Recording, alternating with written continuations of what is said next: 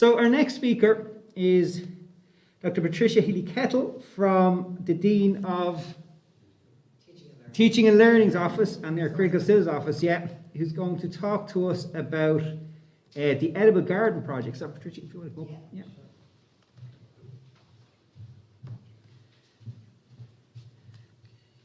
Yeah, and you just hit that a little bit. Yeah, perfect. And just to say that, Patricia will probably let us know this, but we'll be stopping off at the Edible Garden on the tour of the campus if you're able to join us for the walk, so I think it'll be fantastic. Yeah, so Dr. great. Healy Kettle, thank you so much. Thank you very much. Hello everybody, I'm delighted to be here today to present a project that we've been running here on campus. It's called the Edible Garden. It's located on the other side of the campus between Rowan House and Education House. But today I just want to kind of build upon what the other speakers have been talking about, certainly in terms of human-nature relationships, interhuman relationships, and certainly something that was questioned in the last session with Michael about seeing Kildare as an urban space, because my own area actually looks at urban agriculture, and this is what brought this project into fruition. The studies that I conducted in both in Dublin, nationally in Ireland and in the north of Ireland and across Europe. So I'm just going to give you a little bit of a brief background on the location of the garden, how it emerged, some of the findings that I found in my own research in terms of the motivations behind people, what was actually driving this need to cultivate food, and some of the developments and the fabric, a few little highlights, and how the garden is developing from now on. But certainly it really points to the potential of localised food systems and spaces that can become forums or platforms for advancing these agendas. So the garden is actually located, this is a map that the only map I could find really to try and get a visual of where it is. So it's located between Education House and Rowan House and Larrabin House here. The car park is on the left. So it's just to the right as we're going across to the North Campus of the John Hume building. And this space was really an abandoned, not well abandoned, I suppose is the wrong word, it was a very grey space. And there was no interaction at all in it. And there was bicycle, some infrastructure there for bicycles, but it wasn't being used at all. There was a raised bed in it. Again, it was just overgrown with weeds. And I had been looking for a space for a long time on campus that was suitable to create this platform, an interdisciplinary platform where we could, generate conversations, come together with our research, but not only that, but to bring the wider Maynooth community and students into that space. And that is premised on my own research, and I'll come to that in a second. But over time, what we have done, and in a very short period of time, we have really created what I call a shared in common, restorative, reciprocal, multifunctional, and a very vibrant space.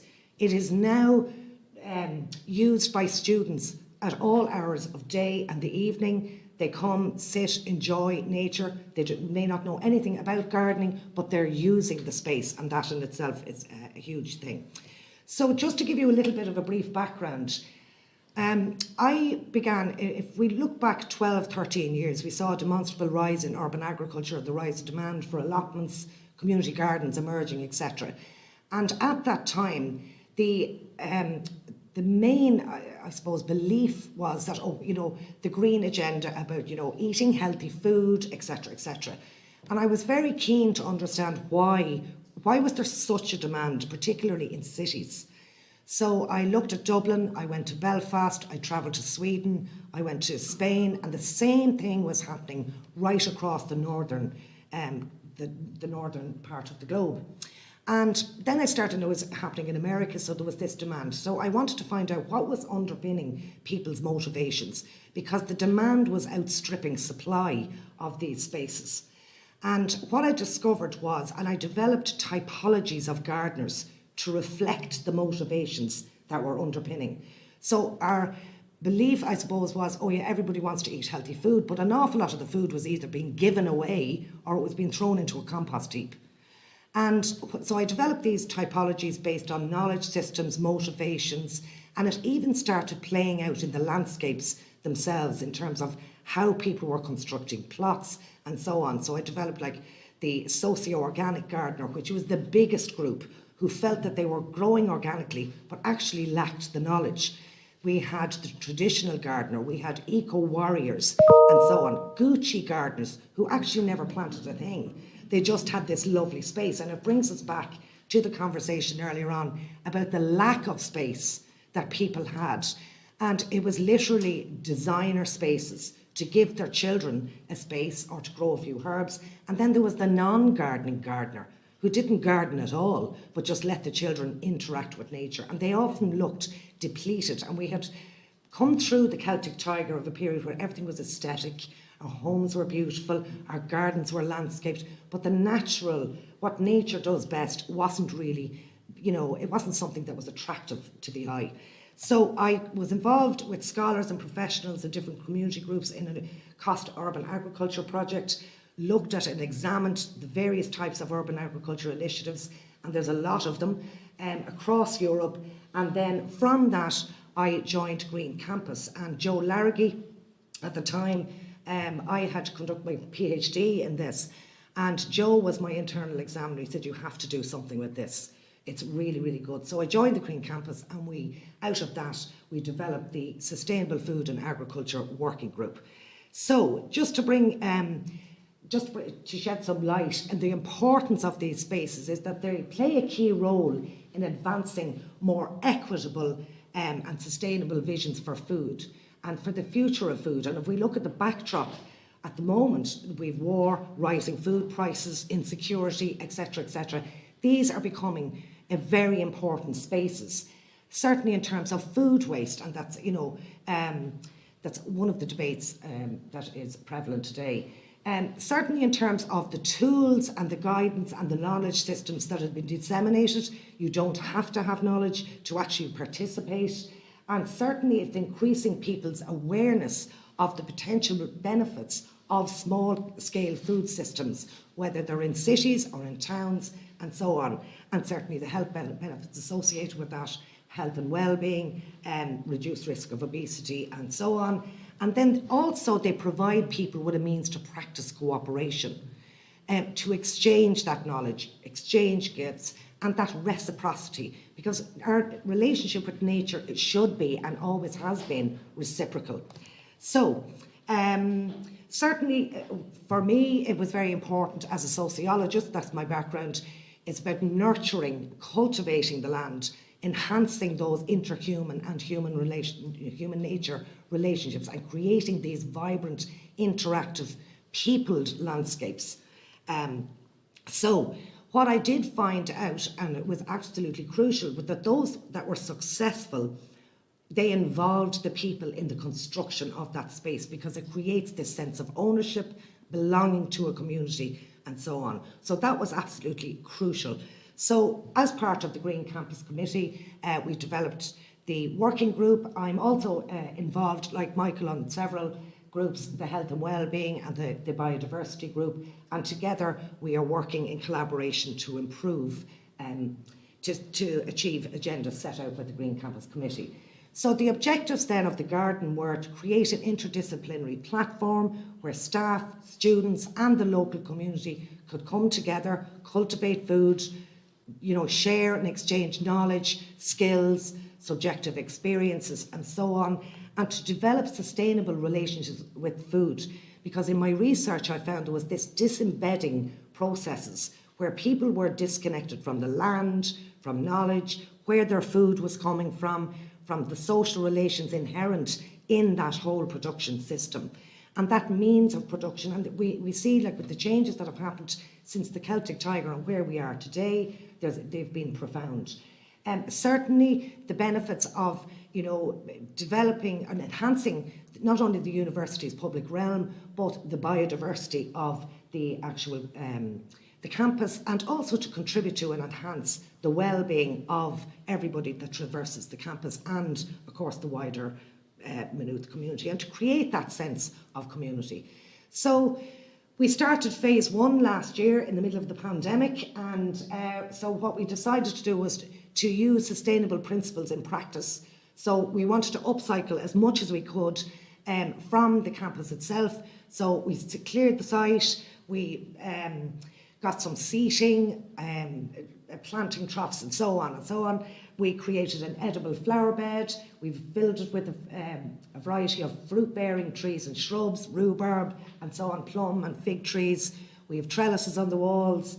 We've raised vegetable beds. Now, it is in its infancy.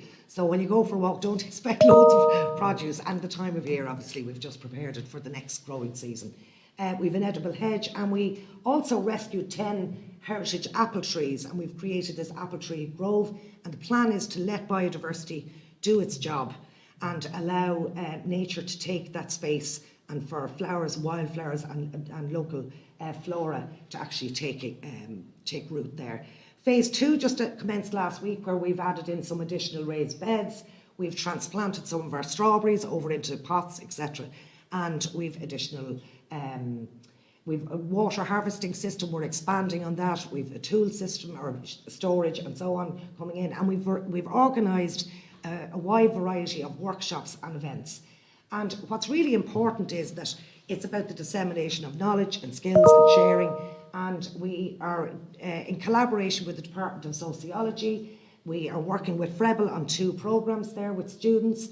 We're working with the Department of Geography and in talks about paleoecology with Applied Social Studies, the Community and Youth Work programme. They're coming out to engage in the garden. And we're also working with the experiential learning team and about community engaged learning. So forthcoming events then we have today, this afternoon, if you're free, make a pot and plant a seed. So it's from newspaper and you plant it. Ideally we wanted to plant it in the garden, but the tractor was off site, so we couldn't fill the actual bed. So you're welcome to go back. We will have an event and you can plant it there. We have an ecological landscape talk by the Department of Sociology, and we're bringing people from the Cady fields down to show us the Rundale system and to do some experiments there. Cooking on a budget, we're in the process of creating a publication for students on how to eat healthily using the produce from the garden. And it's really about, it brings it back to citizen science. So there's a whole range of workshops and events. And we had our first Taisce workshop this week, and it was absolutely fantastic. And I'm involved in the food sovereignty event then that is coming up in April, and we have 80 people that are going to be doing Taisce there out in the garden and in the surrounding areas. So you're welcome, everybody's welcome to this space to engage in it. So what we're learning from this then is that it's, you know, against the backdrop of war, of rising food prices and so on, these spaces are crucial, particularly in terms of altering worldviews, altering our practices, you know, encouraging the next generation to engage with the soil. And it brings us back, if we look at theorists like Marx, etc., our species being is really, really at the core. And being able to actually connect with nature is it's very important for us as individuals, for our health and well-being and that of the planet. So I'd just like to open the floor. I wanted to cut it a little bit short there because of the time constraints, but if anybody has any questions, I'd be delighted to answer them. Thank you. Okay, so any questions for Patricia? Yeah, Michael? Yes, Michael. Very interesting, because I was just wondering, in the experience, when you've looked at a whole, should the local authority support the allotments and the spaces, or because a lot of it is private now at the moment? Yes. You get allotments, but it's often from a farmer, and some farmers are seeing this as a way of another alternative income to support the changes in agriculture. I'm just wondering what's your view on that? When I conducted research initially, there was different schemes or different approaches that the local authorities, they were responding to this rise in demand. And in some cases, they had cooperative partnerships where they had a top-down, bottom-up approach. They worked far better than this top-down. And with the demand for housing, of course, some of those sites have disappeared. But I think it's really important to note that they're resource poor.